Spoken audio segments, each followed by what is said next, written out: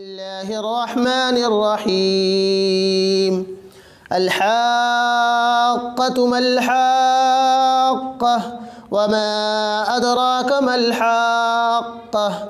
كذبت ثمود وعاد بالقارعة فأما ثمود فأهلكوا بالطاغية وأما عاد فأهلكوا بريح صرصر عاتية سخرها عليهم 7 ليال و8 أيام حسوما فترى القوم فيها صرعا كأنهم أعجاز نخل خاوية فهل ترى لهم من باقية. وجاء فرعون ومن قبله والمؤتفكات بالخاطئة فعصوا رسول ربهم فأخذهم أخذة رابية.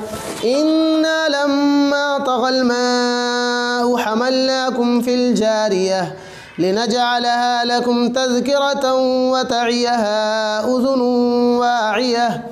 فإذا نفخ في الصور نفخة واحدة وحملت الأرض والجبال فدكتا دكة واحدة فيومئذ وقعت الواقعة وانشقت السماء فهي يومئذ واهية والملك على أرجائها ويحمل عرش ربك فوقهم يومئذ 8 يومئذ تعرضون لا تخفى منكم خافية.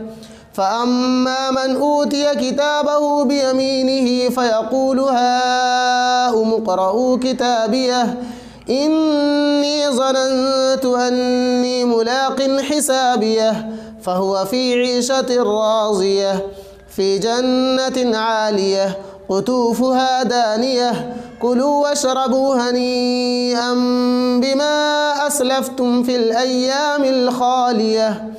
وأما من أوتي كتابه بشماله فيقول يا ليتني لم أوت كتابيه ولم أدر ما حسابيه يا ليتها كانت القاضية ما أغنى عني ماليه هلك عني سلطانيه خذوه فغلوه ثم الجحيم صلوه ثم في سلسلة زرعها 70 ذراعا فاسلكوه إنه كان لا يؤمن بالله العظيم ولا يحض على طعام المسكين فليس له اليوم هاهنا حميم ولا طعام إلا من غسلين لا يأكله إلا الخاطئون.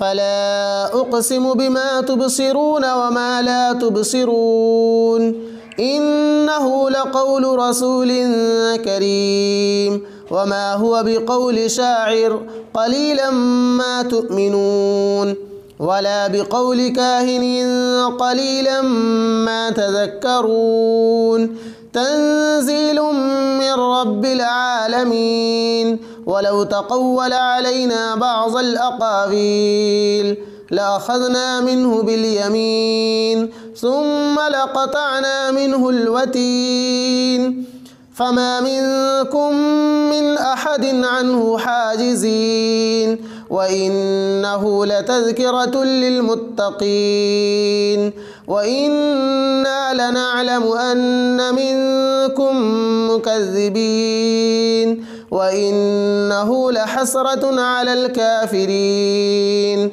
وإنه لحق اليقين فسبح باسم ربك العظيم.